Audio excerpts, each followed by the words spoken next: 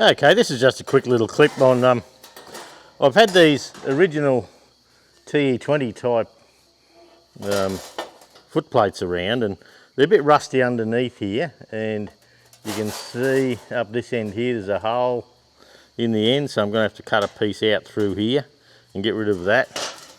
The back piece here, that's all I have of the heat shield. Now, the underslung exhaust on the right hand, under the right hand foot plate, it had a little strip right down through here. Pardon me. Had a little strip right down through there, about 3 inches wide, and there was a step in it, and it used to have some asbestos type sheeting in there, which we're not going to worry about, but I am going to put a heat shield there. We do have on the TEA, we do have the exhaust under there, under the right hand foot plate, because we have a downswept exhaust on it still. You can see white paint, it's all been painted white, and I've got all the brackets pulled apart. The brackets are looking pretty good. That's all you could expect. They're tidied up a bit. They're not going to be painted, the whole tractor's just in its working clothes, so I'm just going to let these age a little bit more once more. And always have a dirty workbench doing this. And this is the foot plate section. Now what makes this an early one is the hook on the foot plate here. This hook here come back towards your toes. And over time they must have decided that wasn't such a good thing after all. And the new ones have the foot plate facing away. So, but these are worth saving. Yeah, I'll have to run I'll have to come down through here somewhere. Take as little as I can. Now these creases, they come right to the end here. This one was probably there, was about the end of it, so you can presume that these other ones come up there. I'm not going to be able to reproduce that without making a big mould and all that, so what the plan is just come through here and put a piece of flat in there, and that'll give me a good base to weld this to. And then with the and that, I'm happy with that. Like the whole tractor's got a bit of a dicky mudguard and things like that. That's just how it was. So I've got a piece of 1.2 zinc here that I've had left over from an old job I did years ago. So I'm going to cut the strip down the side here. All I've got is a angle grinder with a 1mm disc. I don't have a guillotine or anything here. I'm not a fabrication shop, and this little piece of guard left here, we're going to use that as a guide down there. And if we come down through here, that'll give me enough to fold this little lip. Now it seems to only have a lip on this side. On this other side, you can see where the lip started down there, but there's no folded edge here, like it would have been started by now by this rusted piece. So it appears that it had the one strip down here for strengthening and nothing down this other edge. Now I don't know what was down this other edge to stop the asbestos from coming out. Yeah, I've been tossing up with bringing this over a bit and allowing myself a little foot here or something, but I'm not going to put anything in it. So I think just the folded edge all the way down here, I think that'll be okay, just to give this a bit of strength. If any dirt and shit gets up in there, like it sits like that, so if any rubbish gets up in there, that'll give it a place for it to come out. And this end here, it's going to be way too long to start with. I'll get all the folds in this end here, get this drilled out and squared out with a file. And this other end here, I've got it way too long because I'll come along and depending on what I end up putting here, to whether I come along and I step up or step down, or I have to put a fold at this end, so I don't know yet. So anyway, that's the plan. I might turn off for a second. I'm going to get the grinder and cut this piece out, and that'll be a very noisy exercise that you don't need to watch for 5 minutes, and we'll come back in a little while. Right, I've had a little hand pan brake. You know, it's just got the sections you can take out to do pans, you know, boxes and things like that. I've had this for years and years now. It's just a manual one, and I've brought our piece of stock over into here, and I've made sure it's square. It's nice and true all the way. So that now gives me a chance to put this bottom edge in. So this is the underneath. So we have to bend this up so the lip comes down, and this has to come up as well before we put the other step in there. So I'll just bring this up until it's at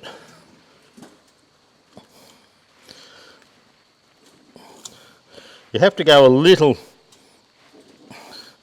further than you think because it does spring back a little bit. But in this instance, I don't think it'll be much of a worry. I'd like to go just a little bit more down here.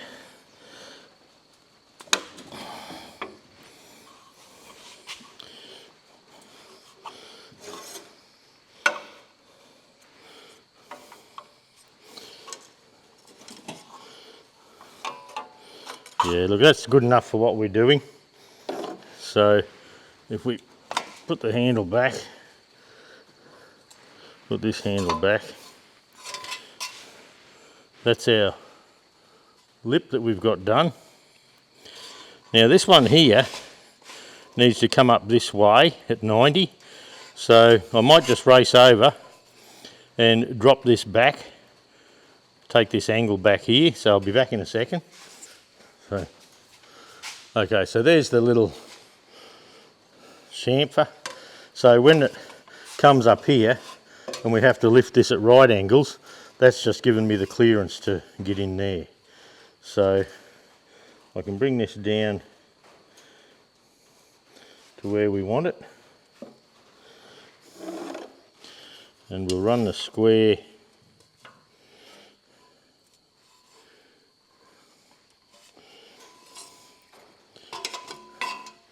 we'll bring it over into the middle. I'll try and do it on just one segment.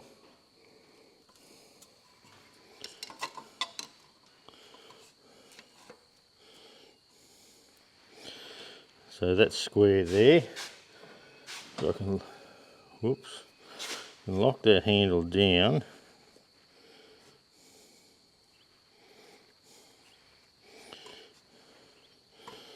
Then lock this one down.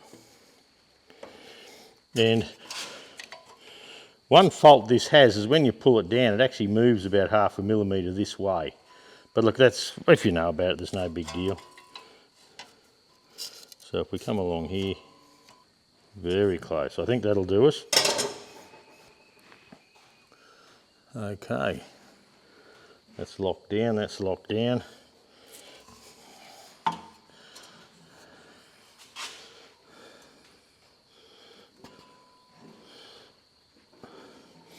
Now this doesn't have to be exactly 90 degrees because we have to come back the other way yet.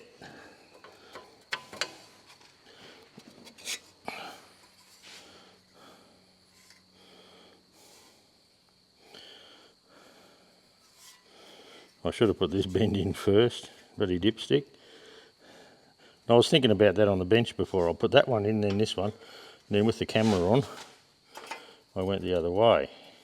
Okay, look, that's roughly it. I have to tune that a bit because I wasn't bloody thinking, and I put the wrong bend in first, but look, that's okay. I'll go and straighten that up. We'll go and sit it on the foot plate and just see what it looks like, eh? Okay, that's that panel folded up for there, and I'll have to do something similar down this bottom end once I work out what's going on there. I'm yet to drill the hole, but look, that's got the job done for us on what it needs to look like. When we put this other, I've made this step a little bit deeper at 8 millimetres, where this one was about 6 millimetres. And look, the reason is the exhaust's still going under there, and that'll just give us a bit more of an air gap under here. So if the heat gets here, it should be okay. It is just touching at the back there. yeah, through there. But look, that's okay. We can work with that, no worries at all. All right, we'll have a bit of fiddle at the other end and we'll work out what we need to do. I don't even know what I have to cut in through here with, but yeah, I'll go and find something, then we'll come back and do it. But yeah, that's okay. I just got to do the hole and yeah, line that up parallel with this edge here. And that'll give us the looks that we're looking for the sheet, which, oh no, that's okay. But the looks are one thing, but having the pipe going under there and actually keeping your foot cool, well, yeah, if we can do that just by having an air gap there, well, that's all we need to really do. Okay, I'm back over the bench here now, and I have this panel complete. I've got a square hole there. I drilled that to 3/8, and then I filed it out to take the hex of the rear stud that holds the bracket and all on. So that gives us our location right at the back there. So I can pop that fella on. And just to hold it in place, I've got a spring washer and I've got a new nut. You can hear the birds in the background, but that's just because we live in the country. So all I'm going to do here is line this up at the back there by eye.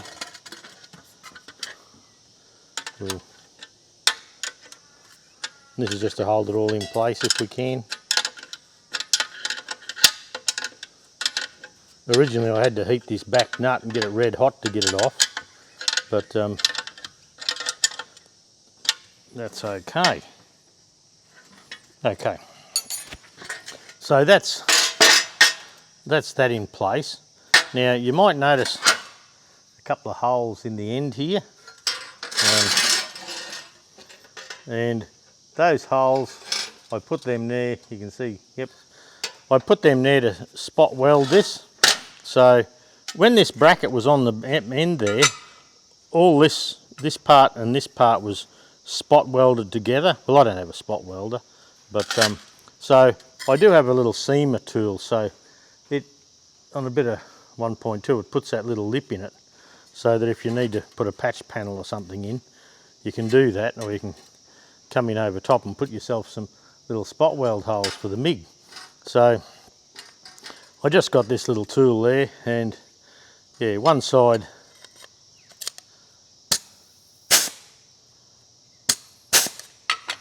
you can see it puts a little seam in, and on the other side of that same tool, it was just a cheap eBay tool, and there's a hole for you. It's like a ticket punch really, isn't it? That easy. So that's what I did here, just to get some holes so I can spot weld through here. Now this panel here, that was all rusted out, you may recall, and I've had to get a piece of flat, and I've had to end these little curves here. I've had to end them, this one ended there, but these sort of finish up there. I may get the sander and just sand that top edge down so it looks nice and flat, but apart from that, this panel there, now that's about 4mm thick, and it's thicker than what it was, but that's all I have here, and it's about 40mm, and that took the rust panel out for me, which was the whole idea of why I was doing it. And you can see where the spot welds were here, and it went right through into this section there, and that's where they often rust. So what I've done there is, this of course comes in back through to the back there. They do lean forward just slightly, I notice, on the other one.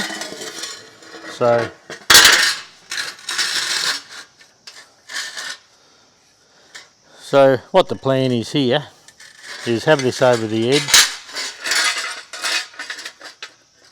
I've drilled some 1/4" holes there, and we're just going to plug weld them with the stick welder. I don't have any MIG gas at the moment, so that's just how it's got to be. So, but yeah, look, that looks pretty straight. So what I might do is, that'll probably need a bit of an earth. I can turn the welder on, And as I mentioned before, yeah, I haven't got any MIG gas, so I've gone back to the old stick welder, but we're just lining that up through there, and we'll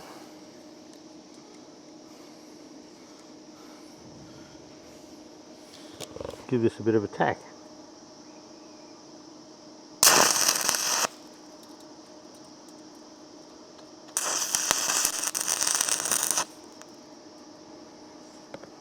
Okay, here we are.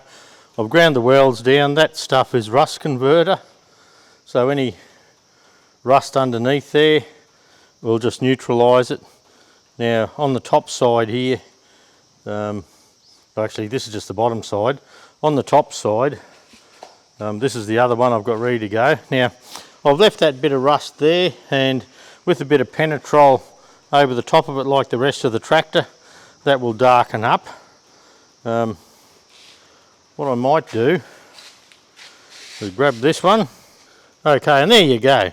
That's the right hand side that I've just did the major repair on. The other one wasn't too bad. I had to panel beat corners and things like that, but I think I'll leave it like that for the moment. And they're sitting up there on a stand nicely, and I might paint them with a little bit of penetrol. That's what the rest of the tractor has on it, so that might sort of blend it all in, and that'll be a lot nicer to hop onto the tractor for sure. Yeah, we'll just go from there, I think. But yeah, that's a job that's been sitting here for a long time, and yeah, finally got round to it.